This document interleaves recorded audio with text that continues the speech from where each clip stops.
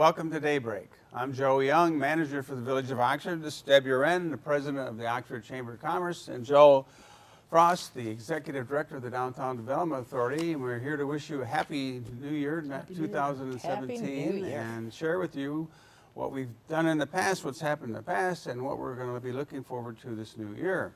So we'll start off with events. So it's a big year last year for events. Joel, you want to talk about some of the DDA events? DDA events in 2016 were the Concerts in the Park series, the Scarecrow Festival, and the Soup and Sweet Stroll. Concerts in the Park, as many of our viewers know, is a 12-week series, a concerts series.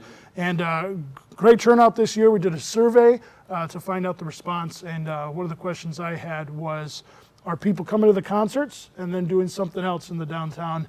And 95% of the participants in the survey said that they are going to concerts and then going to dinner, or dinner and then concerts, or some of them even going to a movie afterwards. So that tells me that the Concerts in the Park series is doing what it's intended to do, and that's to bring people into downtown and then have those people experience downtown beyond just the concerts. You had the Farmers Market. Farmers Market was there as well. They were there each Thursday with their handmade crafts and so forth. So it's a good partnership with the Oxford it's Farmers Market. Yeah. Open Air Market, Farmers Market. Scarecrow Festival, great turnout. You know, this year we planned it kind of early, October 1st, and the weather was just not cooperating that week, if you remember. And so got down to the wire. We kept watching the weather. Well, the Friday morning before, we decided to call it. We decided to postpone it 2 weeks to October 15th. Doing that was great. The weather on the 15th was perfect. Postponing it, we didn't want to keep the kids trick-or-treating and all that in the rain anyways, so it was a great turnout. Victoria's Delights, Victoria's won the People's Choice for the chili cook-off, so they have the trophy there. The Ox, for the second year running, won the Judge's Choice Award. So their plaque, we got a plaque from this year. It's a judge's gavel, and so that's up in their establishment as well. Good turnout, great weather. Thank you to our viewers and our followers on Facebook, because when we postponed it, part of the challenge was getting the word out that it's going to be postponed. And we made some calls, worked for the sponsors, it worked for the band, it worked for all the stuff on our side, but now it was time to get the word out. So on Facebook, 10,000 people viewed our postponement post, and it was shared 185 times. So thank you to those of you who shared that on social media. That really helped get the word out. I hit the streets, printed out new flyers, and I'm taking them into some of the salons and the shops downtown. And one woman who was getting her hair done said, "Yeah, I already saw this on Facebook," and all the moms at the elementary school talking about it. So it was great to see the word spread like that. Soup and Sweet Stroll, same thing, great turnout. It was December 2nd this year. Santa came all the way from the North Pole, and we had a great turnout there. Biggest crowd ever, yeah. And we had 570 stickers as like tickets. And we blew through those very quickly. And most of the sales for the tickets were families. So for a family, it was $10 a family. And we were giving those tickets, like one ticket per family, because we knew we were running out. And so we're going to tweak some things. The line for the tickets wasn't the best. We're going to tweak that for 2017, maybe even do some pre-sales online registration. And we're talking about doing a souvenir button.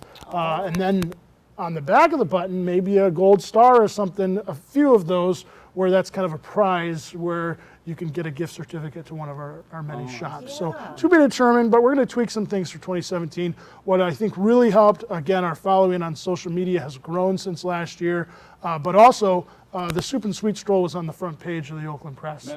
That was big. So huge thank you to the Oakland Press and all the folks who take that paper. So 2017, the lineup's the same. We're going to be doing the Concerts in the Park again, dates and bands to be determined, but expect June through August again. Scarecrow Festival will be October 14th, 2017, and we're going to be partnering with the Pollyant Trail and their zombie run. And we're partnering with Merge Studio and their Dirt Road Derby. So just kind of growing the festival a little bit more. And then Soup and Sweet Stroll, we're looking at, I believe, I didn't write it down, but I believe it's December 1st, 2017. So the first Friday. So looking forward to that. Now, these aren't the only events happening. These are the events that we take the lead on, but there are other events that take place within the community and within the downtown, and I'll pass it over to Deb and Joe, and they can explain. With that being said, with the Chamber's events this year, for the first time in a long time, we decided to go back to having a golf outing.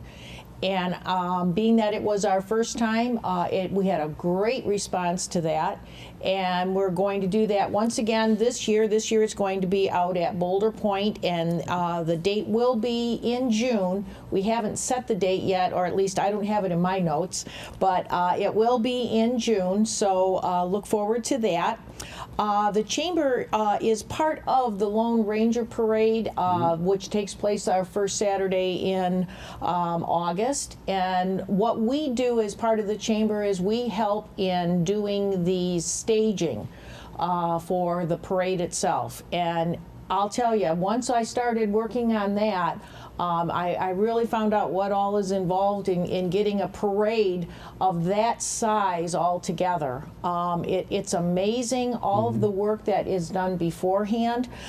There now is a committee that takes care of the Lone Ranger Parade and Festival, but the Chamber does have its part in there as far as the staging of the parade itself goes. Then our Women's Expo. This will be our 15th year of doing the Women's Expo, but this, for 2016, we decided to change it from a Thursday, having it on a Thursday, to having it on a Sunday. The hours were 12 to 5, and we had a great response from our vendors. They were extremely thrilled to have it on a Sunday.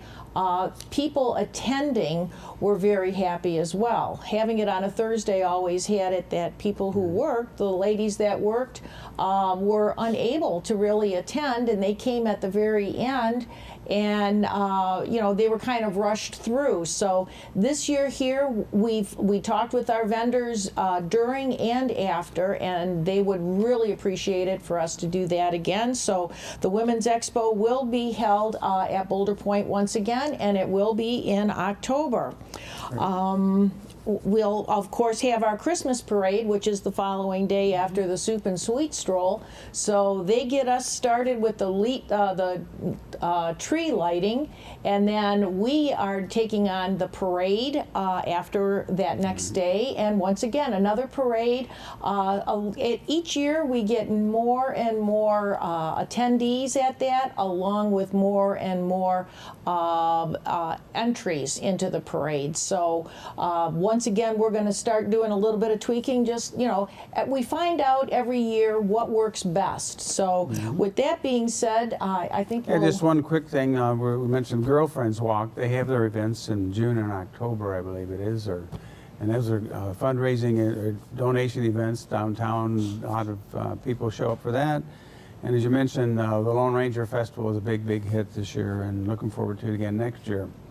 Well, with that, we'll close, and we'll come back with you some new business updates in the past, and let's look forward to this future. Thank you. see you soon.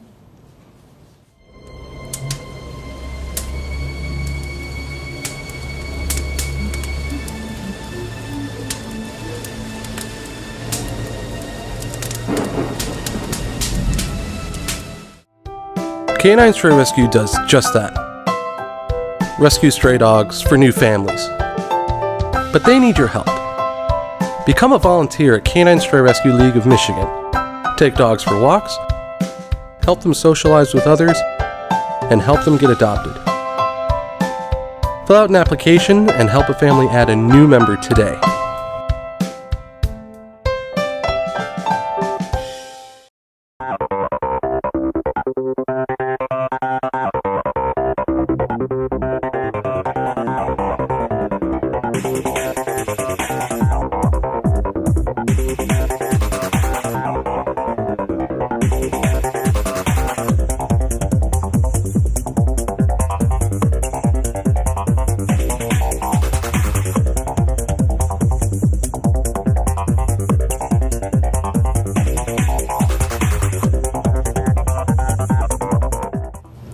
Welcome back to Daybreak, giving you the latest updates here. Joe, Deb, and Joe, and we're going to talk about business, new businesses and upcoming businesses this year and past year. So, Joe, if you want to start. In 2017, we gained some businesses. We lost some businesses too. That's kind of the natural ebb and flow of things.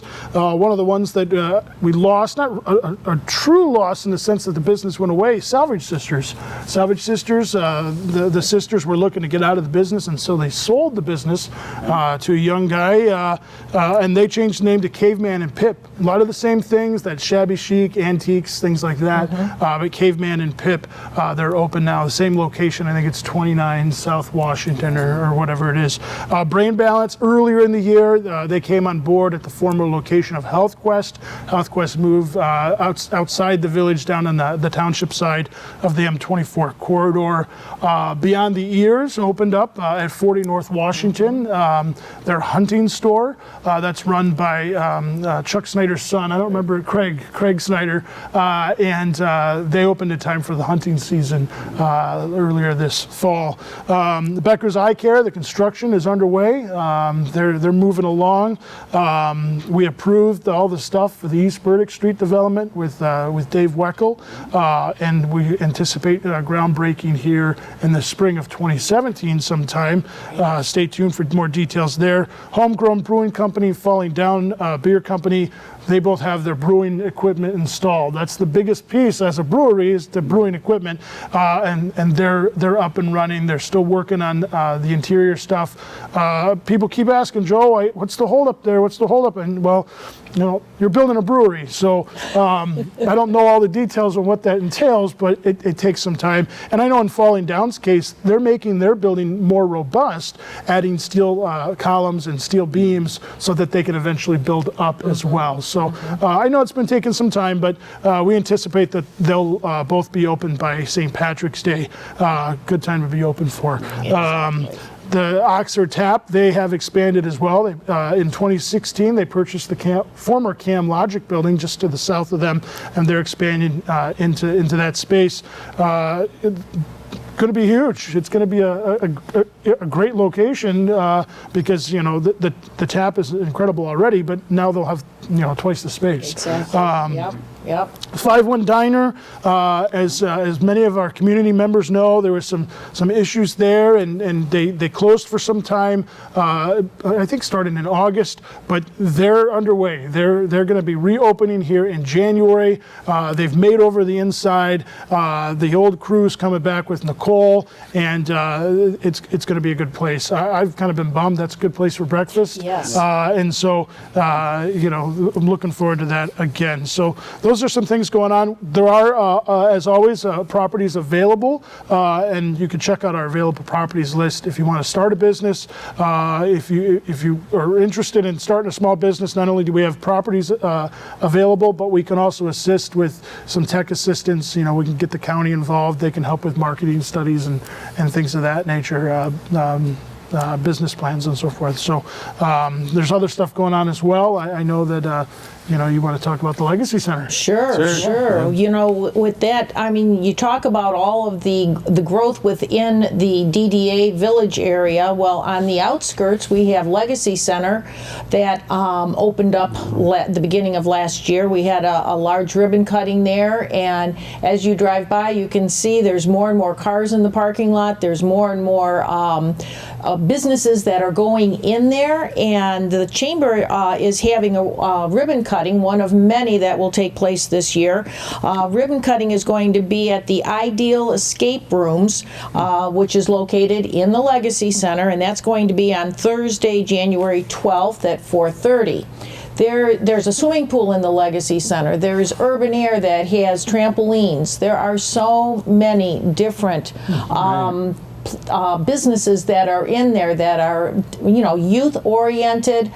Great place for the kids to go. Great place for mom and dad to take the kids, and yet still be able to have a great cup of coffee. Go and have a yogurt. There's really so much to do there. So that's just north of town, and more construction that has taken place is Tractor Supply. Tractor Supply is getting very close to opening. Amy was talking with them just this week, and they are going to be getting a membership with us that we're going to be helping to promote their business like the Chamber always does.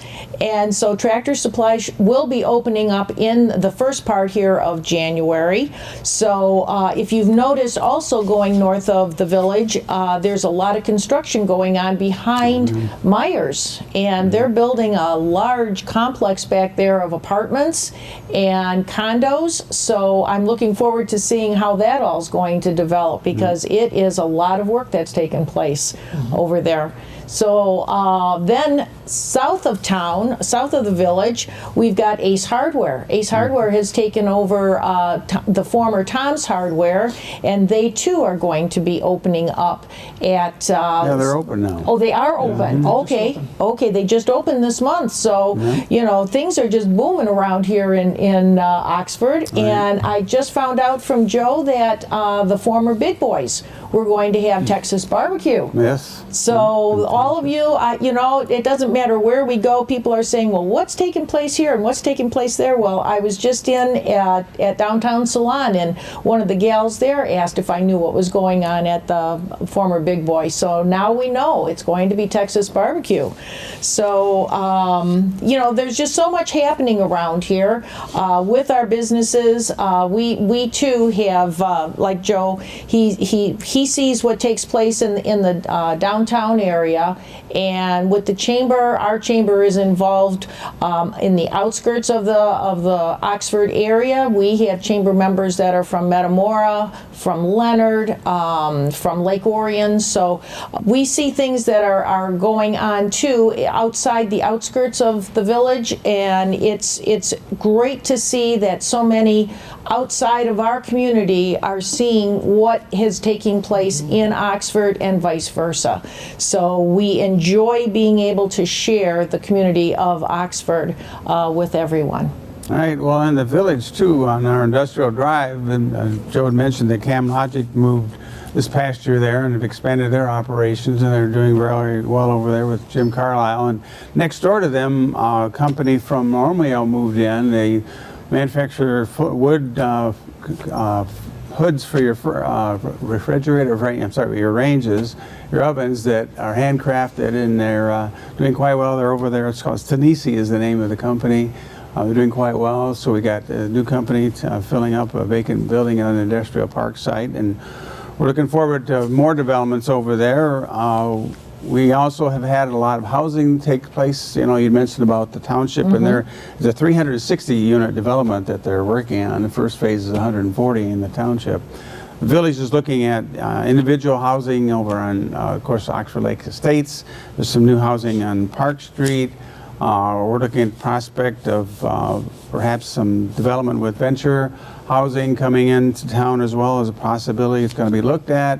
Also 98 Glassby, we've got the phase 2 environmental now, which came back looking good.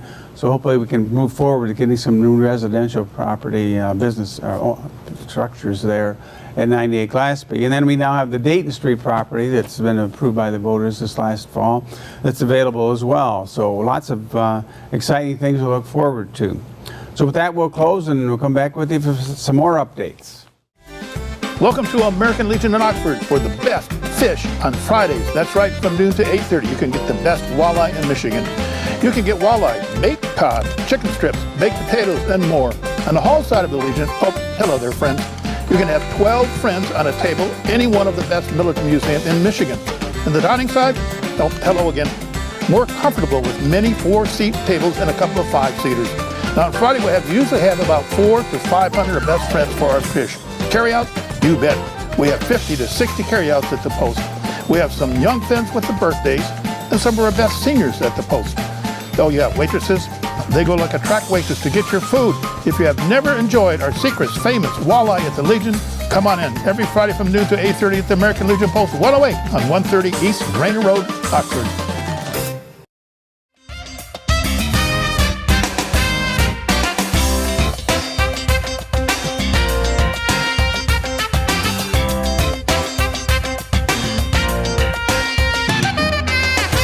Don't miss what's going on in your local government meetings.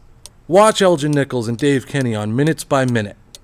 Airs Monday through Friday, 7 a.m., 11:30 a.m., and 11:30 p.m., where they add a touch of humor to local politics.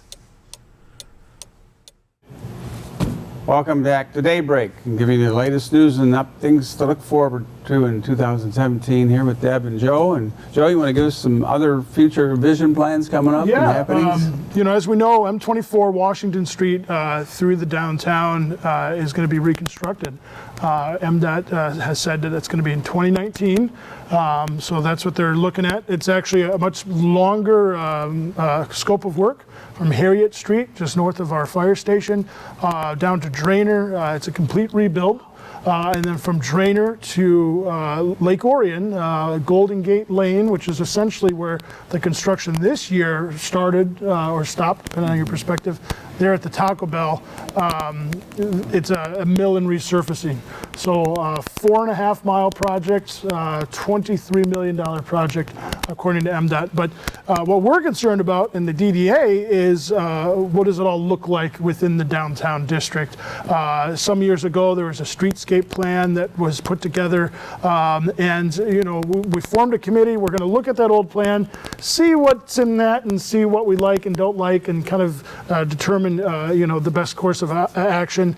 There's a committee that's formed. So that's one piece of it. What does it all look like in downtown? But how do we promote it? And not only promote and get buy-in from the community around a design and a vision, but also how does the construction affect our businesses, and how do we minimize that effect, the negative impacts on those businesses? And we got some great models to look at. Rochester went through this process a few years back. Saline went through this process. So there's some good local resources that we can call on. So that's coming down the road, no pun intended. But here locally, the DDA, we've already started putting money back.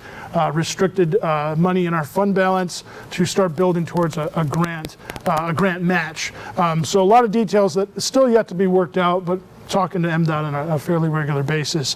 Now, some of you may have heard that we were selected by the State Preservation Office to participate in their National Register of Historic Places nomination program. The National Register is a list of the historic places across the nation that are architecturally or historically significant. Downtown is eligible for the National Register. Last winter, we had an intern take a bunch of photos and write up some descriptions and sent that on to the State Preservation Office, and they were impressed, and they encouraged us to apply for their program.